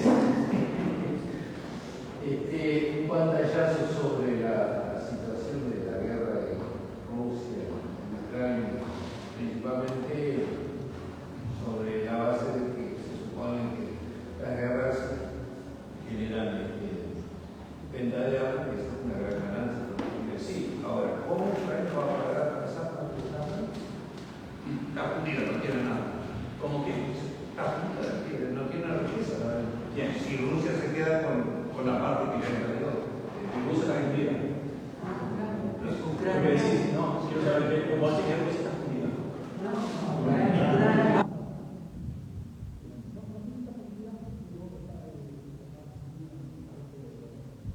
Muy rápidamente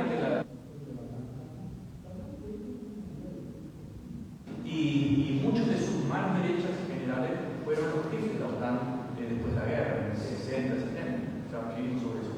Pero además, Stalin ofreció al bloque, por decirlo de la OTAN, entregar a Alemania Occidental. Nosotros nos retiramos, le entregamos a Alemania Oriental, Alemania Oriental. Ustedes unifican a Alemania, crean su ejército funcional, con la condición de que no se unan a la alianza de la OTAN. Le pidió 3 notas, ustedes pueden buscar el Stalin Notes, o pueden ser las notas de Stalin. La CIA reconoció que hablaba en serio y podía haber sido una solución. Occidente nunca aceptó, porque el seguir expandiendo el poderío militar y seguir gastando era efectivo.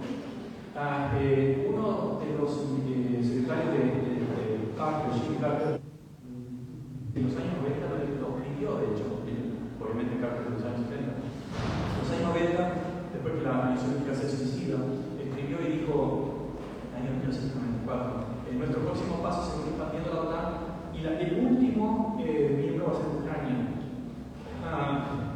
Todos saben las promesas verbales que hicieron, no las cumplieron, ¿no? Pero aún sin esas promesas verbales de no seguir expandiendo, que rompieron todas, como los genocidios, ¿no? Si usted lee todos los contratos de Washington y las grandes corporaciones estadounidenses con los indígenas que fueron tomando tierra, todas se cumplieron mientras se servía al que tenía el revólver. Cuando ya no le servía el contrato, simplemente rompían, quebraban el tráfico, rompían pedazos. Más o menos estamos en la misma situación de lejano oeste o de antes de lejano oeste. El caso de Ucrania no solamente es más dinero para las grandes empresas. Recordemos, Afganistán hicieron 14 trillones de dólares, o billones españoles, 7 veces la economía de Brasil. ¿Quién lo estadounidense? No, los ciudadanos hicieron eso. Pusieron el dinero y fueron para las compañías privadas. Eso lo reconoció el Wall Street Journal. Entonces, primero, el estímulo para esa guerra era económico, de los grandes señores de la mano, de los negocios de la mano. El segundo, la expansión absurda de la para que se veía como un aliado de China, pero libera China, obviamente. Eso le salió mal, no a los fabricantes de armas, continúan siendo millones de dólares, pero desde de la narrativa o de la estrategia geopolítica salió mal, porque no hay posibilidades. Ahora, lo que quiere Ucrania, el objetivo es privatizarlo, porque ese dinero que están recibiendo los ucranianos, aparte de los muertos que pusieron, ese dinero tiene que devolverlo. Sí, también. De hecho, en el Donbass ya habían puesto miles de muertos antes de la invasión. Después del golpe de Estado del 2014, recuerdan, de hecho, nula la secretaria embajadora estadounidense dijo directamente que eliminar este gobierno, un clásico de la CIA, ¿no? Pero en este caso era embajadora porque era profuso. Había no puede ser. ¿Quién dice eso? Bueno, el poder. Entonces, si se termina mañana la guerra, supongamos que se quede con el Donbass o más, Ucrania va a tener que devolver eso, préstamo. Pero ¿quién va a recibir esos préstamos? ¿Los ciudadanos? No. Lo van a recibir los que fabricaban las armas. No es una derrota para el resto del mundo. Y ahí tenemos otra vez la dictadura de la concentración del poder financiero militar en pocas manos. Y además no es transparente porque recuerdan todos los sabotajes, etcétera, que la prensa lo vio con narrativas que no tenían que ver con la realidad. Bueno, eso es Rusia y después el segundo es Palestina y el tercero, que ojalá no lleguemos, pero parece que Occidente está decidido, porque recuerdan la visita de Nancy Pelosi a Taiwán. ¿Para qué? ¿Para qué provocar a los chinos? Si los chinos reclaman el territorio, pero de 50 años que la misma. No, ¿para qué provocarlo? Si podemos destruimos la ¿Por qué crear un enemigo si podemos beneficiarnos todos de una alianza comercial, económica, de la... ¿Por qué? Pues porque le conviene a una misma otra vez la maldita dictadura de la financiera y económica y de la negocio normal. Las grandes empresas que invierten en China, empresas norteamericanas, ¿les conviene la guerra o no? Bueno, por el momento ya están haciendo dinero. No sé si les conviene, pero esas empresas como las de computación no son directamente las empresas que venden armas. Entonces, tal vez no les conviene.